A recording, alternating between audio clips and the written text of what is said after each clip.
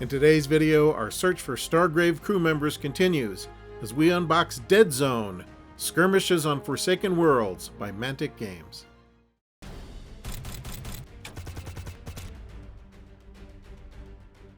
Well, hi folks, this is Lee from SkirmishWarGames.com. Welcome to the channel. I'm here with Lynn. Hello. So I guess we could call this the unofficial second installment of our Countdown to Stargrave series, where we unbox some older sci-fi starter sets that we've had sitting on the shelf, looking for potential Stargrave crew members, or perhaps finding a game that we might actually want to dust off and play, which frankly might be the case today with Deadzone. So yeah, today we're looking at Deadzone, Skirmishes on Forsaken Worlds by Mantic Games, who also publishes the mass battles game Warpath, which is set in the same fictional universe and uses the same miniatures. And just so I don't forget to mention it, I went on the Mantic Games website today, and it appears that you can download the digital version of the Deadzone 2nd edition rulebook for free. So you can go on the Mantic website if you're interested and check it out at no cost. So Deadzone is set during the so-called Golden Age of Mankind, where the human race has spread to the far corners of the galaxy. So there's thousands of inhabited worlds and hundreds of alien races living more or less peacefully in what's known as the Galactic Co-Prosperity Sphere, which is run by powerful, profit-driven corporations. However, occasionally, in the dark reaches of space, the corporations encounter perils so menacing that they threaten the stability of the sphere itself. These might be contagions, interdimensional rifts, infestations, alien species, horrific technologies, or any other threat that demands a brutal and decisive response. In such cases, the ruling Council of Seven can enact a containment protocol, blockading the blighted planet forever and wiping it from the navigational charts. So informally, such condemned planets are referred to as dead zones. So when a containment protocol is activated, there is generally a period of time, sometimes several years, that corporate agents, mercenaries, scavengers, and other factions can kind of raid the dead zone on various missions. This could be like securing a strategic area, looting valuable resources, or simply liquidating pesky adversaries in the lawless zone. So basically, as a quarantine planet descends into chaos and society completely breaks down, then the opportunists swoop in and see if they can use the disorder to their own advantage. Or get some good loot. Or just get some good old-fashioned loot, absolutely. So to carry out these missions, each player enters the dead zone with a small strike team. So I'll show you an example from the rulebook. They have a couple of prefabricated strike teams. So these are the Forge Fathers right here. Those are kind of the space dwarves. And the Enforcers, which are kind of the shock troops for the ruling Council of Seven. I think we even get a Robo-Dog in the starter set, which I'm going to pilfer. Well, then I get the rats. Yeah, you get the space rats, but I'm taking the Robo-Dog. So this book covers 7 factions plus mercenaries, and I think Mantic may have added another faction or two since this book was published. I think this box set came out in 2016. So the initial factions include the Enforcers, which kind of enforce the will of the ruling council and the corporations, though I guess corporations may actually war with each other, so maybe they're not always on the same page. So that's the Enforcers and their specialists. Then we have the Veerman, which are the space rats, the tunnelers, and I think, Lynn, you are mulling over whether to paint up some space rats for your Stargrave crew. If the minis look anything like the box art, then yes. So we have a Veerman faction set that we're going to look at, and also there's other troops available. Space rats, da-na-na-na-na-na-na. Forge Fathers, which I guess are the space dwarves. We don't have any of those, do we? There are some in the starter set. I think the starter box includes Enforcers and Forge Fathers. And then we have Plague, Veerman, and then Rebels, which we'll show them here in a minute. I might have to nab some of the dwarves. Yeah, help yourself. Rats and dwarves living together. And then we have Asterians. So one of the things about this game, maybe not with the Space Skaven, but a lot of these factions could be proxied by some models maybe you already have. So Imperial Guard could become Enforcers. These Asterians here look like they could be Eldar or Tau. Yeah, maybe Tau. Then you have Marauders, which are actually Orcs. So if you have greenskins already painted up, then you can simply use them in Deadzone, which actually is pretty convenient because you can get double duty out of your Orcs duty. Then we have Rebs, that's kind of a loose alliance of humans and other species that are anti-corporation, and so they just have their own agenda. And Mercs, which I guess aren't really a faction, but I assume that you can add them to any faction you're playing. So it looks to me like Mantic went out of their way not to diverge too far from some standard sci-fi wargaming tropes. So not only could you take some miniatures from your existing collection, if you have Orcs or Tau or Imperial Guard or stuff like that, and play Deadzone, you could also easily repurpose these Deadzone miniatures for other games like Stargrave or Rogue Stars or Star Breach or any kind of generic agnostic sci-fi miniatures game where you just need some good old-fashioned mercs or enforcers or general troublemakers. Misfits and troublemakers, absolutely. Okay, so that's the hardback book that came in the 2016 Deadzone starter set. So I did some informal online research to see how this game was received, and for the most part it seems like people who played Deadzone liked it. A couple of folks described it as Warhammer Light. That's their words, not mine. Even Mantic describes it as a tabletop wargame without the hassle. Deadzone strips away unnecessary complications, leaving you free to enjoy the excitement and tactical depth of futuristic battle. Unquote. So my first impressions about Deadzone after looking at it a little bit today, I like the fact that the core rules are covered in just 40 pages. And I also like the fact that several of the factions can be played using minis you probably already have. And I also like the fact that the starter sets, we have 3 of them here, are pretty inexpensive. So I checked on Amazon today, and it looked like the faction starters, which all had between like 16 and 29 minis in them, were all less than $40. So say you wanted to try out Deadzone but didn't want to spend a whole bunch of money up front, you could get the rules for free on the Mantic website. You could use miniatures you already have, or you could pick up a starter faction or 2 for less than $40 a piece. So that seems like a pretty reasonable way to kind of get started in sci-fi wargaming. And yeah, if you plan on playing Stargrave and you don't want to delve into your existing collection of Space Marines or things like that, these faction boxes are a pretty cheap way to get a bunch of minis. And this one here, the Plague, when Quarantine 37 comes out in September, and we need some mutated zombies to basically infest the space station, this will be a good option. Yeah, I'm liking the looks of the models from the boxes, so we'll see what they are once we open it up. Yeah, there's going to be a surprise coming up. I'm going to tell you that right now. So it's going to be a little bit of a mixed bag, but nothing terrible. So I will show you what I'm talking about here in a second, because I did kind of crack these open to get a preview, so I knew what I was dealing with. All right, now that we have a little background on Deadzone and the Deadzone universe and the Deadzone factions, let's go ahead and open up our starter set here and see what's inside. So we can set our faction boxes aside for a second. All right, Lynn, do you want to do the honors? Yes. I've been waiting. I make you wait there while I blather on about the game. So that's the hardback rulebook that came in the box. Then it looks like we have some terrain pieces, some terrain sprues here. So it looks like we've got some 3D terrain that just pops together in 2 pieces, and then these must be building pieces. Yeah. So these look like some basic sprues for the Mantic Battlezone tile system. And so Mantic has several box sets where you can create like a gang war zone, an industrial zone, a landing zone, a military checkpoint. Some of the sets are kind of busted up, like they've been through the ringer, and other ones are more or less intact in case you want to have a military base that hasn't been destroyed by bombs and lasers yet. But they're modular and they can mix and match with other sets. So this is sort of the basic set that came with the starter. And when they refer to tile, they're talking about these little wall sections that are on sprues. And basically you put them together with these little connectors. And so these are little Mantic connectors, and they assemble all these little pieces here. We actually have a few terrain pieces already built out of the Mantic tile system. So let me show you those just so you can see what they look like. So like here's a tower that we put on a base. I think we used that in our Talarn versus Orcs kill team video, where I had Talarn up in the tower, but they couldn't shoot squat. So you can see the little connectors right there. So that holds the tiles together. So these would be great for things like Necromunda, where you need multi-tiered playing areas. And then here's some kind of armored observation tower. Yeah, pretty versatile system. You just have to decide how you want things to be built, because once you glue them together, they're together. It's not like you can snap them apart again. So there you can see on the back of the box an example of how the basic terrain might be used, but if you add more pieces, you could build more structures.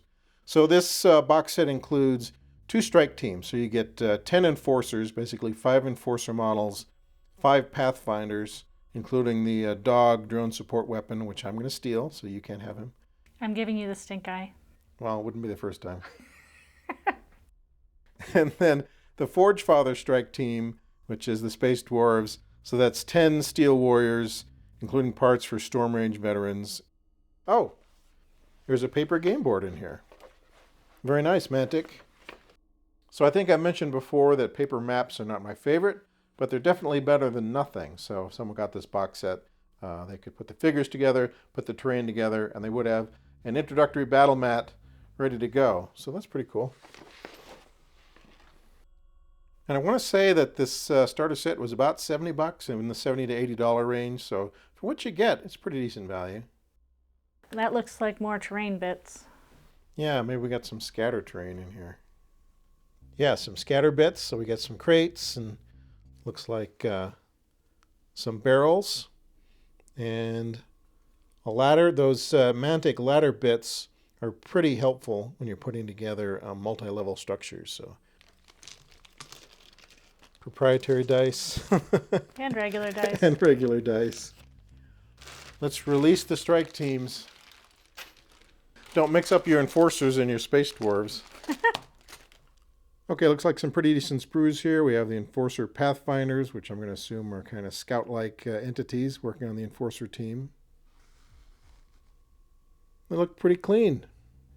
These have like regular enforcer heads, so I'm going to assume these are regular enforcer bits, so some heavy weapons.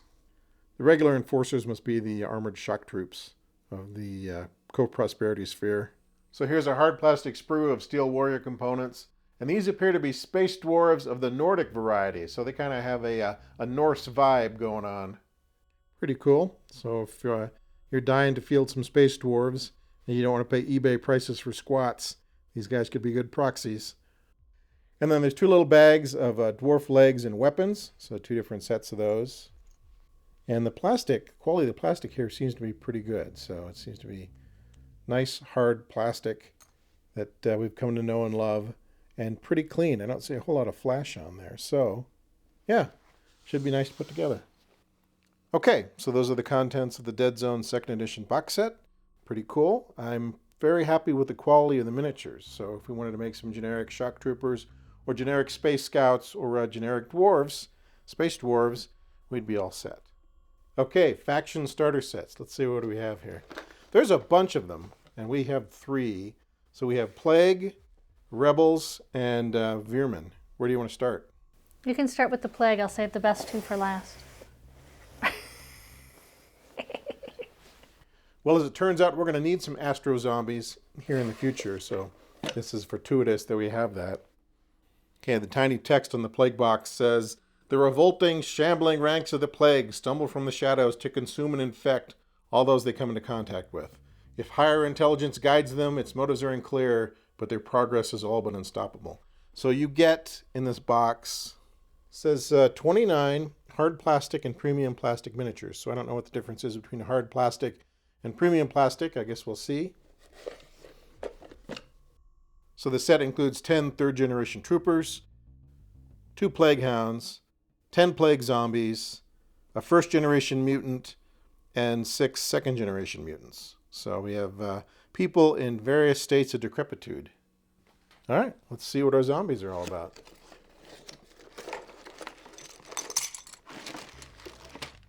So again, for $36 or $38, That's a lot of minis. that's a lot of minis. That's pretty good value.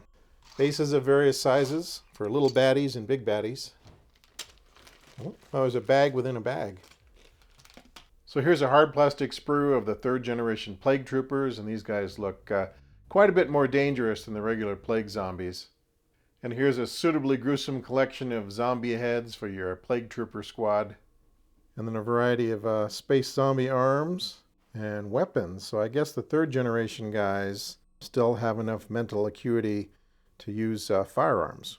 Because zombies need guns. They can't just be slow shamblers all the time. So kudos to Mantic for marking their sprues so we know what head goes with what type of zombie. So these are plague zombies. So we do get a pair of zombie dogs and some zombie dog parts. So here's an issue I have with Mantic. It's not really an issue, it's just an observation. Some of the miniatures are these nice hard plastic on sprues, which I guess I'm used to.